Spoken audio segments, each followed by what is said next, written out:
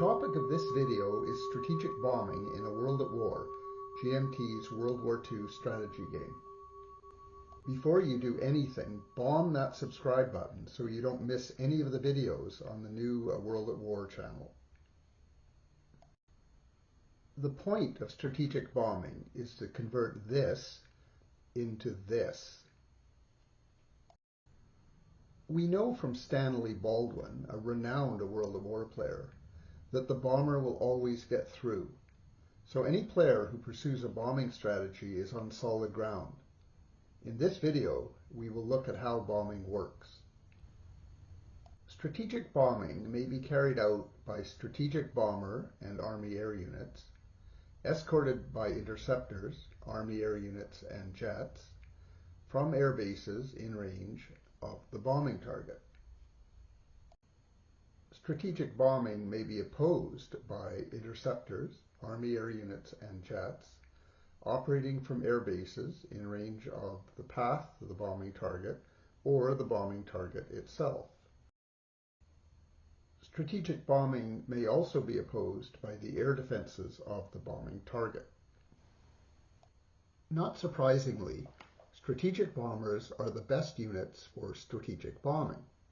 Germany, Britain, the United States, and Russia may build strategic bombers. Italy and France may not. In the Pacific, Japan may build strategic bombers, using the same counters as Germany, and the United States may build distinctive Pacific theater strategic bombers. Russia may use its strategic bombers in either theater, but Britain may only use its strategic bombers in Europe. China may not build strategic bombers. Army air units may also bomb. However, only 1/3 of the Army air factors assigned to strategic bombing actually bomb. The other 2/3 provide escort. Bombers may be escorted to their targets. Interceptors may be used as escorts. Germany, Britain, the United States, and Russia may build interceptors. Italy and France may not. In the Pacific, Japan may build interceptors, using the same counters as Germany. The United States and Russia may use their interceptors in the Pacific theater. Britain may not. China may not build interceptors. As already mentioned, 1/3 of the Army air factors assigned to strategic bombing bomb, while the other 2/3 provide escort. Jets may also be used as escorts. Germany, Britain, the United States, and Russia may build jets. Italy and France may not. In the Pacific, Japan may build jets, using the same counters as Germany, and Britain, the United States, and Russia may use jets in the Pacific theater, although Britain never uses jets to escort Army air bombing in the Pacific. China may not build jets. Air units carrying out bombing missions, or defending against them, must always fly from controlled, fully supplied air bases not subject to air-oil effects. These are termed operational air bases. Strategic bombers and interceptors, which are classified as strategic warfare units, are placed in their assigned front in the strategic warfare box on the map board. They can then operate from any operational air base on that front. Army air factors and jets base on the map board in the same manner as other air units. The ability of air units to bomb enemy targets depends on the distance from their air base to the target. The effect of air range research is set out in the air range effects table in the rules, but it is much cooler to look at this graphic. The basic air range is 4 hexes in Europe and 3 hexes in the Pacific, where the map scale is different. The range of strategic bombers and interceptors increases with each air range research result. The range of Army air factors never increases beyond the basic air range. The range of jets depends on the level of jet research. Rule 26.3 spells out in detail what targets may be bombed. There are a few surprises in the rules. The main bombing targets are the key economic areas in Germany, Italy, Britain, Japan, and China. These are easily identified because they are also objectives, printed in red on the map board. German and Japanese oil plants may also be bombed. German oil plants must be placed in German objectives. Japanese oil plants must be placed in the Manchurian objectives. Russian industrial centers, which also have an economic value, may be bombed. Oil centers such as Ploesti and rocket bases may be bombed. Enemy shipyards may also be bombed, although these are rarely a priority target. Strategic bombing may be defended against in two ways. Army air factors, interceptors, and jets may engage in air combat with the attacking bomber force and its escorts before it reaches its target. The defender decides which air units to use against enemy bombers. The enemy bombers may be engaged in any hex along their route to the target, including the target itself. Only one air engagement is allowed per front, since usually bomber forces don't go through two fronts to get to their target. In most cases, the defending air units get one shot at the enemy bombers. As previously mentioned, the defending air units must be within range of the engagement hex. One round of air combat is then resolved between the bomber force and the defending air units engaging it. All the defending air units engage in air combat. If the number of defending air factors is greater than or equal to the number of bombing factors, the entire bombing force engages in air combat as well. If there are more bombing factors than defending air factors, the number of bombing factors that engage in air combat is limited to the number of defending air factors. In this situation, the attacker determines which air units to use in air combat. Air combat is resolved by each side rolling 2 dice on the air combat table. Air combat is resolved normally, using the normal modifiers, except that the defender gains a favorable modifier for each radar research result. Strategic bombers and bombing army air factors that are unaffected by the defender's air combat result then bomb the target. Strategic bombing is resolved by rolling 2 dice on the strategic warfare combat table. At the same time, the defenses of the target fire at the bombers. The defense level of the target is 2 for a city, with an additional 1 if the target is an objective, which it usually will be, plus 1 for a shipyard, 1 for each fortification level, 1 for an airbase, and up to 3 for flak units. For both the attackers' and defenders' roles, each attacker's strategic bomber research result modifies the roll in favor of the attacker, while each defender air defense research result modifies the roll in favor of the defender. American Pacific Theater bombers give the U.S. a favorable modifier to reflect the effectiveness of the American B-29 superfortresses. Strategic bombing losses are measured in basic resource points, BRPs, which are the basic currency of the game. Each strategic warfare combat result has a number before and after a slash. For the attacker's strategic warfare combat result, the defender loses 3 BRPs for each number before the slash and 1 BRP for each number after the slash. So a 2-5 result would eliminate 11 BRPs. For the defender's strategic warfare combat result, the attacker loses 1 bombing factor for each number before the slash and aborts 1 bombing factor for each number after the slash. So a 1-4 result would shoot down 1 bomber and turn away 4 more bombers. If the net modifier for the strategic warfare combat rolls favors the attacker, the defender incurs additional losses of 3 BRPs per modifier, limited by the number of bombers unaffected by the defender's strategic warfare combat roll. The defender also loses 3 BRPs for each bomber unaffected by the defender's strategic warfare combat roll, offset by 3 BRPs if the strategic warfare combat modifier favors the defender. Getting through the bombing rules might seem as difficult as getting a bomber to its target. Believe me, you're much better off going through the rules. So what's the payoff? What does strategic bombing actually do? Strategic bombing has these effects. If strategic bombing is opposed, the defender must use oil for its air units and will incur air combat losses. BRPs are eliminated, which may cause the defender to run short of money. For every 3 BRPs lost to bombing, the defender's construction limit is reduced by 1. If a hex sustains at least 25 BRPs of damage, even though the actual BRP loss is limited to the economic value of the hex, a firestorm may be created. Firestorms reduce the resistance level of the defender and give the attacker an additional diplomatic point.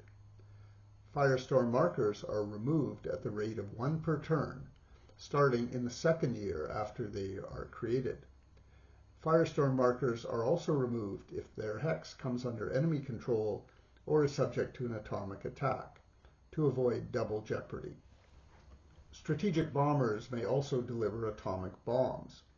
Without going into details, that's not something the defender wants to see.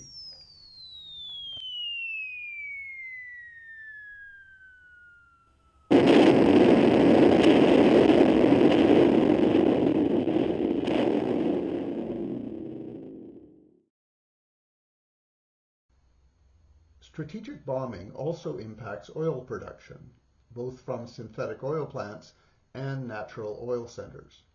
Damage to both can be repaired. Rather than wade through these rules, we can look at a cool graphic. The starting point is the BRP damage to the target. The notional BRP damage is determined even for hexes that have no intrinsic economic value.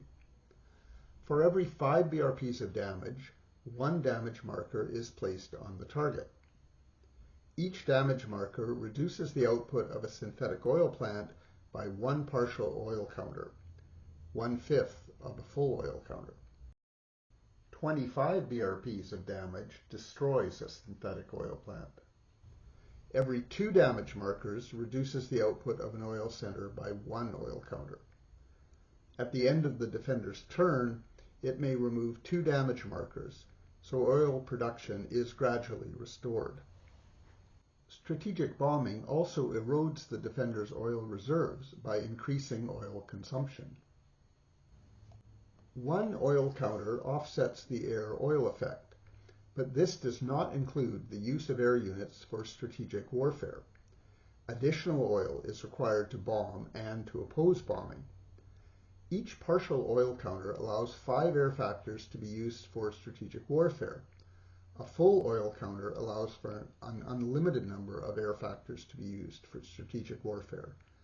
This is why strategic bombing, while it uses oil, also costs the defender oil. Reference has been made to a number of research projects. It's time to look at these.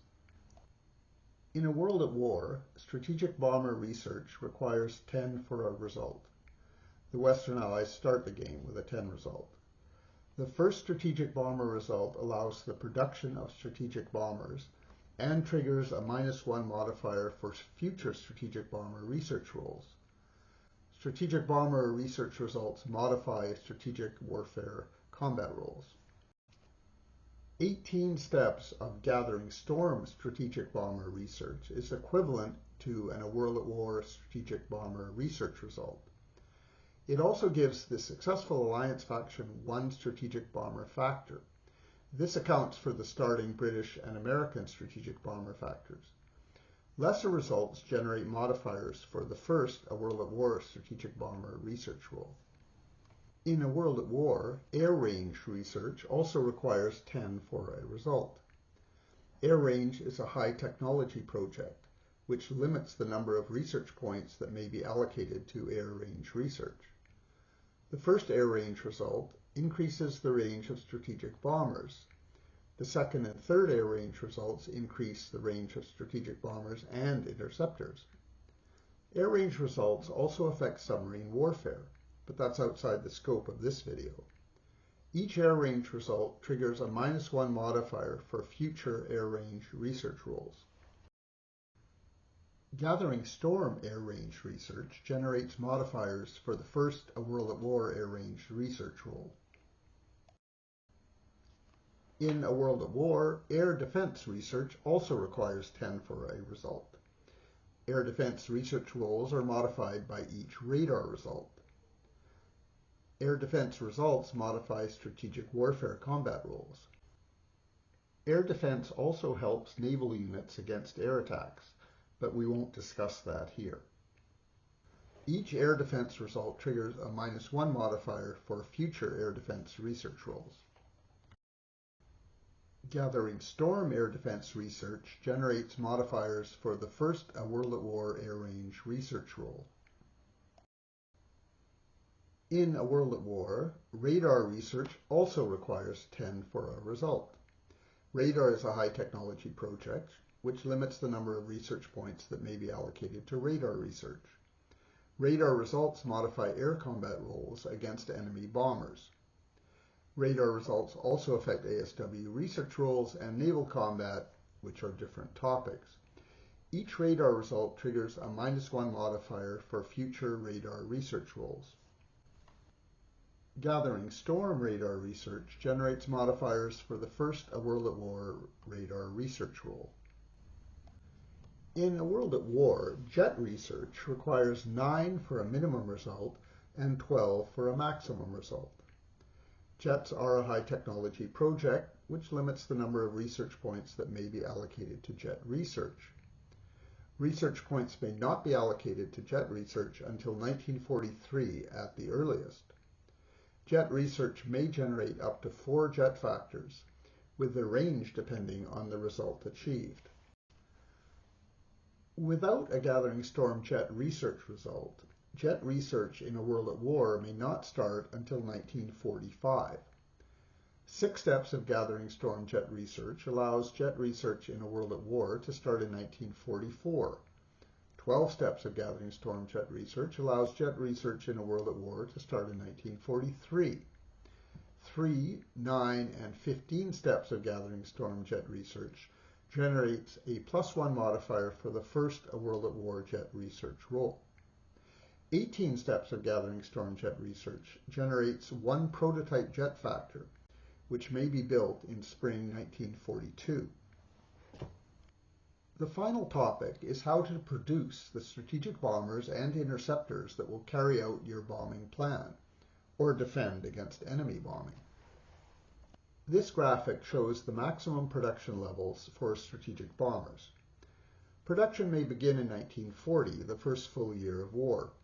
In a game where Gathering Storm is played and war begins in 1938, production may start in 1939.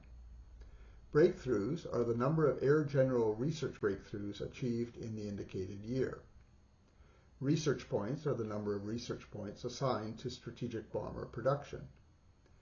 Increments are each worth 5 BRPs of strategic bombers. Each strategic bomber factor is worth 3 BRPs. Units is the number of strategic bomber factors produced. Remnants are the number of unused production BRPs which are carried over into the next year. The numbers are the same for interceptors. Apart from the obvious fact that research points are always in short supply, so producing strategic bombers and interceptors means less research and production in other areas, Western Allied European strategic bomber production must be split between Britain and the United States. So with maximum strategic bomber production, by 1943, Britain and the United States will each add 5 European strategic bombers to their force pools, as opposed to 10 for Germany, Russia, and Japan. American Pacific strategic bomber production may not begin until 1944. Often the United States adds 5, then another 8 Pacific strategic bombers to its force pool. Interceptors are produced from the same source as Army and Naval air units, so there's a direct trade-off among these 3 types of air units. Strategic bombers and interceptors are normally produced in a spring turn, after research roles are made. These units may be built immediately, prior to resolving either Axis or Allied strategic bombing for the spring turn. This commits the major power in question to spending the BRPs required for construction, regardless of what happens during the turn.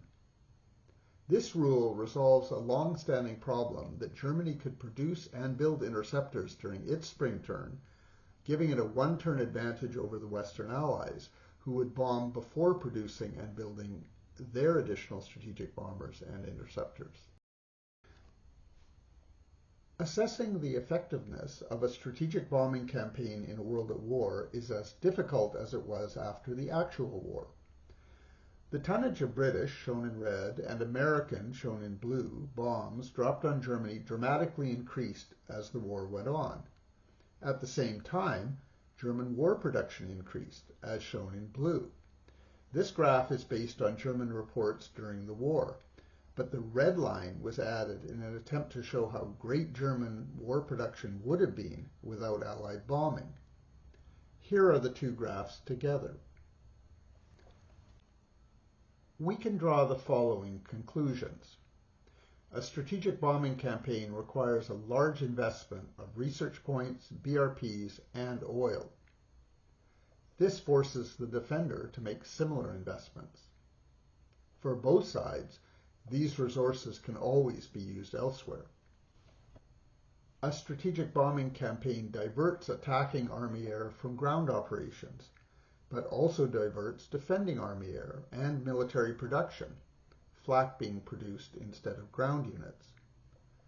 The main effect of a strategic bombing campaign is felt in the middle and especially the final years of the war.